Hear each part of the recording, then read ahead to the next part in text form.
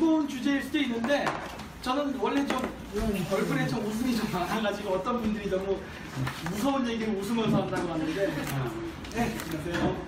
원래 저는 재밌게 하는 걸 좋아합니다.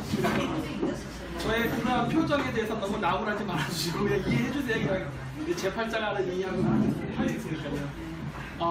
그래서 오늘 주제는요, 예전에도 했었고 뉴스타운 그저께 한 동영상에서 나왔는데 그 중국의 그 전략에 대해서 그걸 얘기합니다. 우리나라에서 최근 벌어지는 많은 일들이 사실 국내 문제가 아니라 주변 국가와 많은 연결관계가 있습니다.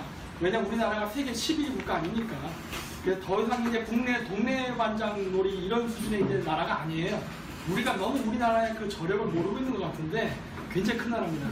그러다 보니까 우리나라의 국내 문제는 반드시 바깥을 봐야 됩니다. 근데 우리가 여러분 보시면 아시겠지만 우리나라 뉴스에서 외신 거의 안 나오죠? 단 2분도 안 나옵니다. 그래서 우리는 바깥 세상을 모르는 거예요. 그러다 보니까 마음대로 휘저어도 우리는 쓸려갈 수밖에 없는 겁니다. 그래서 이제 그런 부분 때문에 한 건데 일단 시간 관계상 빨리 갈게요. 50분 하고 쉬었다가 또 50분 하고 하겠습니다.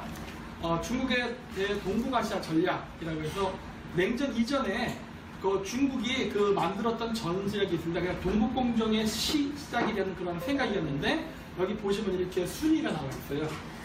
뭐 카자흐스탄 뭐 이런 식으로 쭉 나와 있는데 그 당시에 중국은 이미 자기네들이 이거를 고토수복이라고 생각합니다. 걔들은 정복이란 말 안 해요. 고토수복이라 얘기하지. 그러니까 옛날 청나라 때 땅은 다 자기네들이 되돌려 받아야 된다라는 생각을 하고 있어요. 근데 그것을 영국이나 대영제국, 미국 같은 북한 사람들이 얘기하는 그 제국주의자들이 청나라를 갈기갈기 찢어서 이렇게 돼버렸다라는 생각이 있어서 자기네들은 언젠가 이 땅을 되찾아야 된다 생각해요. 뿐만 아니라 이제 러시아 쪽의 연해주 사할린까지도 순서입니다. 이 순서가 뭘까요? 약한 놈 순서입니다. 약한 놈 순서. 근데 지금은 여기 아닙니다. 왜 지금 카자흐이 엄청 컸어요. 이제는 약한 나라가 아닌데 그 당시만 해도 약한 나라였어요. 그래서 이런 것들을 이렇게 자꾸 장기적으로 한 나라씩 각계격파를 해서 점령하려는 계획이 있었습니다. 그래서 이게 주은내가 여기 1968년 6월 28일 날 북한에 갔을 때 김일성을 만나서 했던 연설이에요. 북한 당간부들을 놓고 뭐냐면 미안하다. 우리가 전체적인 중국 공산당이 이제 공산당 이념 확산이라고 그러지만 사실 모택경이도 공산주의를 이용해서 한족 지상주의를 펼쳤던 사람입니다. 물론 공산주의자가 맞긴 맞아요. 하지만 공산주의 세력을 중국의 영역을 확장하는데 공산주의를 이용했거든요. 그게 마오이즘이라고 그러죠. 그건 나중에 김일성이 말하는 주체 사상이라는 것도 주어만 바꿔 썼는데 그러다 보니까 이게 우리나라 고대사랑 부딪혀버린 거예요. 근데 중국 공산당 걸릴 때 북한 사람들이 많이 도와줬습니다. 우리나라 사람들이 조선의용대라든가 이런 사람들이 대장경 때 도망쳐 다닐 때 한족도 없고 다 70%가 다 한국 사람, 즉 조선인들이 막 북한에서 중국에서 국공들한테 싸우고 그랬었어요.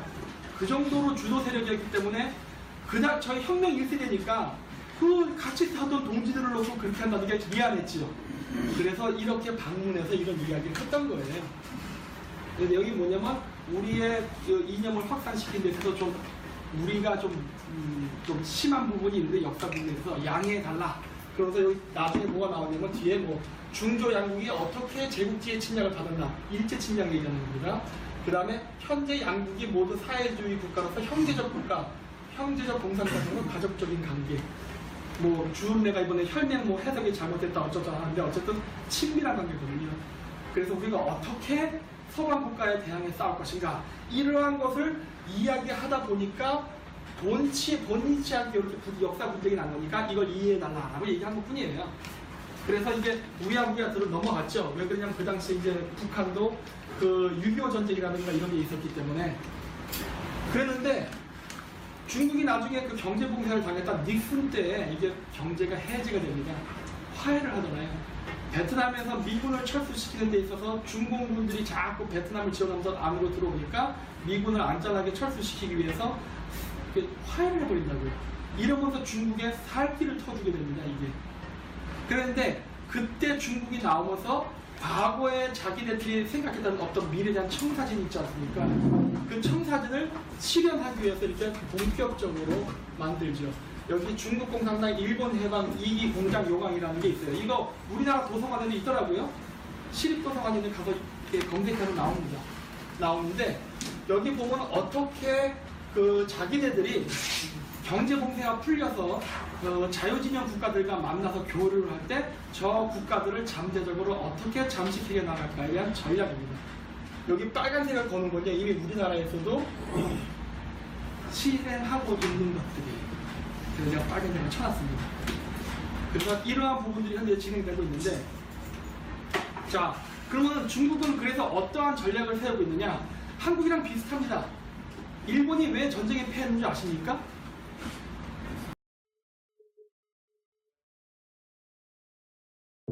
웹디자이너의 생활은 쉽지 않았어요. 전 늘 지쳐 있었죠. 하지만 제가 요리를 해서 친구들과 함께 먹는 시간만큼은 행복하더라고요. 그래서 다니던 회사를 그만두고 새로운 도전을 해보기로 했어요. 지금은 친한 선배네 레스토랑에서 일하면서 경험도 쌓고 돈도 모으고 있어요. 펀드도 6개 정도 투자하고 있고요. 30살에는 프랑스에 있는 요리학교에 들어가 제대로 요리를 배워볼 생각이에요. 그리고 그 다음엔 내 이름을 건 작은 레스토랑을 여는 거죠. 35살 전에 오픈하는 게 목표예요. 제 식당에 첫 손님들이 떠난 후 테이블 위에 남겨진 빈 그릇을 바라보는 제 기분은 어떨까요? 상상만으로도 행복해지는 그 순간을 위해 나는 투자합니다.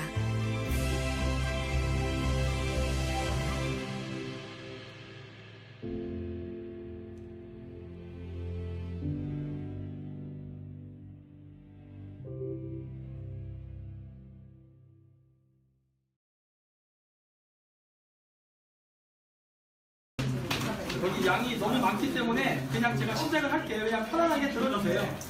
요거 인터넷 제가 지금 띄운 거예요. 인터넷 접속했거든요. 자, 여기 미주노션 보이시죠? 여기 가면 이렇게 접속 검색할 수 있어요. 자, 여기 제가 칠게요. 이제 김정은 뭐가 나오나 보세요. 나오잖아요. 김정은 원수님 어록, 김정은 위원장 위성과학, 그 다음에 김정은 이런 게 나오잖아요. 이렇게. 그쵸? 나오잖아요. 이렇게. 이거 왜 그냥 냈던가요 지금? 이거 지워야지. 자기네 그 종북단체 아니라면서요. 아니면 빨리 지워야지. 그래야 명예회복을 하지. 왜 의심받을 줄을 왜 할까요? 여기 정교조 오키나와라 쳤죠? 검색해볼까요? 다 나오잖아요. 해외 자율연수, 오키나와 생태 문화 평화 기행, 그 다음에 전문가와 함께하는 오키나와 생태와 역사, 그리고 평화를 배우는 여행. 가서 데모하는 거거든요. 이런 말을 한다는 거예요. 여기서 보세요. 여기 러브 오키나와, 오키나와를 통해 강정을 본다. 오키나와랑 강정만은 묶어서 하는 이게 연대 데모한다니까요. 그렇죠? 근데 우리 자식들은 이런 거 관심이 없더라고. 아니, 저한테 데려오세요. 저한테 데려오면 저는 데려오면 저는 다 그냥 하면 야, 맞짱 떠요, 맞짱 떠. 내가 데리고 오려고 해도 안 와. 아, 예? 저는 끝장 토론하자 그래요. 누가 맞나 보자 그래요. 내가 맞냐, 네가 맞냐. 켰네 그래가지고. 놀러 가는데 정신. 왜냐면은 전 자신 있기 때문에 그래요. 네. 아는 게 없어요. 그러니까 대화해보면은 오래 못 갑니다. 왜? 지식이 없어요. 대모하는 애들이 무슨 공부를 했어요. 대모하는 애들이 공부 안 했단 말이야. 또 공부도 하고 밖에도 나가보고 그래야 좀 뭔가 경험도 좀 넓어지고 그래야 거기에서 뭔가를 배우는 건데 공부는 진짜 안 하고 맨날 자기네끼리 이상한 거 배우려고. 명언이니까. 그럼 이제 제주도 문제 이제 갈게요. 자, 그래서 이게 어떠한 문제를 일으키나를 이제 제가 보여드리려고 하는 겁니다. 오키나와 보여드렸잖아요. 우리나라에 이런 법이 있습니다. 제주도에 5억 이상 투자하고 영주권 줬대요. 지금 10억으로 바뀌었어요. 그리고 이제 뭐 평창군도 10억 원 이상, 전라남도 여수시도 5억 원 이상, 영종도 지역이 15억 투자하면 영주권 줍니다. 자, 요거는 2014년 상반기가 뚝 떨어진 거예요. 여기가 이게 이 한국에서 가져온 데모예요. 와, 배째 막 그러는 거예요.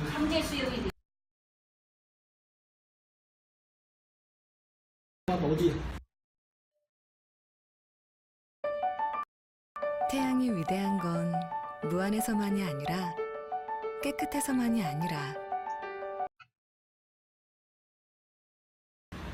여러분들은 대만에 땅을 산다고 어디에 사시? 거지 같은 나라가. 저 그렇게 살기 싫어요. 저는 이렇게 에어컨도 나오고 커피도 좀 마시고 좀 여자들도 좀 이렇게 미니스커트 좀 입고 그래가지고 가리고 막 이거 제 스타일 아니거든요. 얼마나 좋아요 이게. 네?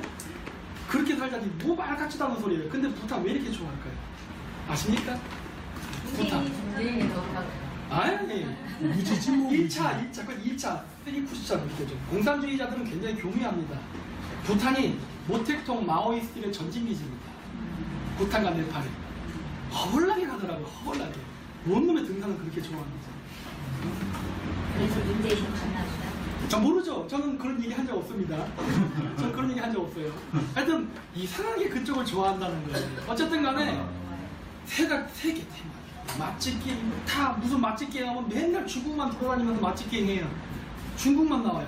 그리고 요즘 대하 드라마가 전부 날아다니기 시작해. 복장이 중국식으로 변해요. 왜 그럴까? 그 눈여겨보지 않으셨죠? 왜 그런지 아십니까? 자금 지원되죠. 프로그램. 그래서 옛날 때 우리나라 드라마 찍 무슨 왕관해가지고 그래서 뭐 인천 차이나타운의 화교 이야기 나오는 거. 그게 우리랑 정서가 맞습니까? 그런 드라마도 만들었단 말이에요. 왜? 중국. 서서히 한국인을 중국인화 시키는 작업을 하고 있는 거예요. 우리 거기 지금 계속 그러면서 나중에 문제 생기면은 야 중국 애들이 한국 경찰 죽였다 그러면 호도 떼는 거에서 나 못 봤어. 민주화 단체라는 사람들이 그러다가 야 경찰이 한국 사람 때렸대 그럼 개떼가 치는 거죠. 와 불의를 보면 난 참을 수 없어. 와 그래. 뭐 이런 중국인이 하는 불의는 괜찮은 거예요? 중국인이 한국 경찰 죽이는 거는 해경 죽이는 건 괜찮아요? 그리고 서해에서 싹쓸이 하잖아요. 괜찮아? 왜 데모 안 할까? 그리고 시진핑이가 트럼프 만났을 때 한국은 중국에 속국에 떨어져요. 근데 왜 트럼프를 욕하지? 얘네들 이 문장이 해석이 안 되나? 누가 얘기했는지가 몰라? 왜 이렇게 좌파들은 중국이랑 친할까요? 비즈니스. 명의만 빌려줘도 한 달에 얼마씩 따박따박 잘 들어오는데 평생 먹고 살 수 있는 돈이 들어오죠. 이건 정년퇴직도 없잖아요. 뭐 이거 외에도 여러 루트들이 있어요. 친중파.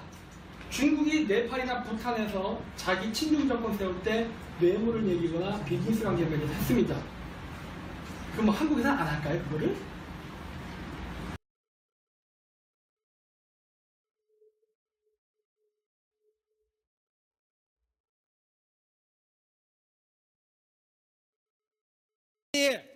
스카 앞으로 대한민국을 젊어질 대한민국 미래의 리더 우리 김정민 박사를 모시고 오늘 우리 주제 한반도 주변 국제 정사 변화와 우리의 선택에 대해서 강의를 듣도록 하겠습니다. 큰 박수로 환영해 주시기 바랍니다.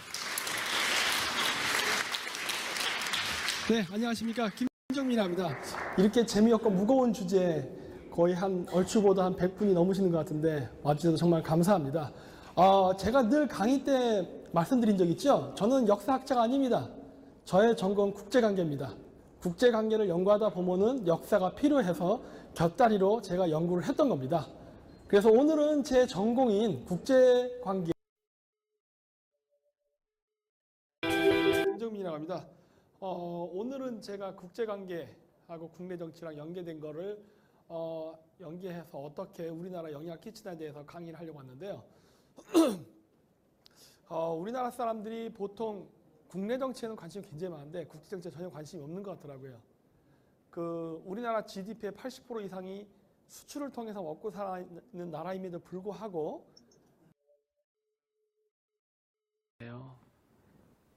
바로 아시아에서 중국의 위협이 될 수 있는 국가, 즉 인도죠. 인도를 견제하기 위해서 중국이 맺은 중국, 스리랑카, 파키스탄의 바로 군사동맹의 국가들입니다. 우즈베키스탄은요, 샹해 국제협력기구 SCO의 회원가인국이에요. 격분했다 하는데 뭐 우리 대사 아니다 뭐 이런 식으로 여러 갑론을박이 있는데 제가 봤을 때는 열 받은 게 맞을 겁니다. 왜냐면 이런 행동을 하고 있는데 화나지 않을 대통령은 없어요. 전 세계 어느 나라에도. 그리고 그거는 굉장한 외교적 결례입니다. 미국도 이런 식으로 하진 않아요. 뭐 예를 들어서 우리나라가 반미 데모를 한다고 미국 국민들이 열받아서 뭐 뉴욕 한복판에다 태극기 불지르고 이런 짓 안 하죠. 근데 우리는 왜 합니까? 차이점이 느껴지시. 조금 더 좋아진 실내 공기, 조금 더 안심하고 요리하는 당신, 조금 더의 순간들이 쌓이면 생활이 바뀝니다. 더욱 강력해진 초미세 정화력에 언제 어디서나 엠모스피어 커넥트 앱으로 더 편리하게, 영국 알레르기 재단은 물론 유럽 알레르기 연구재단 인증까지 좋은 공기만으로 생활은 달라질 수 있습니다. 엠모스피어 스카이. 우리가 통칭 민주화 정권이라고 그러는데 네. 저는 민주화를 인정하지 않습니다. 저도 80년대 함께 돌 던졌지만 네. 그 사람들을 속았다고 저는 생각하는 사람이거든요. 네. 그래서 이게 우파 활동을 하고 있는데 어쨌든 김대중 햇볕 정책이 이제 가장 저는 그 자금을 원줄이 됐고 네. 어쨌든 이 북한을 지금까지 우습게 보거나 네. 어쨌든 패밀리 뭐 우리끼리 우리 민족끼리 동족끼리 생각했는데 쟤네들은 끝도 한도 없이 밑으로 핵과 미사일을 개발하고 연구했잖아요. 그럼요. 이 책임이 그네들한테 있는 거지. 네. 이게 갑자기 무슨 뭐 이상한 대로 촛불이 튀는 것 같아요. 그러니까 어떤 사람들은 그게 뭐 우리가 그 이명박이나 박근혜 대통령 때 북한을 너무 억제니까 북한이 살아남기 위한 생존 수단으로서 핵을 개발했다 하지만 그건 이미 옛날부터 했던 겁니다. 그 왜 시대 수준을 구별 안 하고 그리고 왜 이렇게 옛날 뉴스를 그렇게 쉽게 까먹는지 모르겠습니다. 이 핵 문제가 어제 오늘의 얘기가 아니었잖아요. 그렇죠.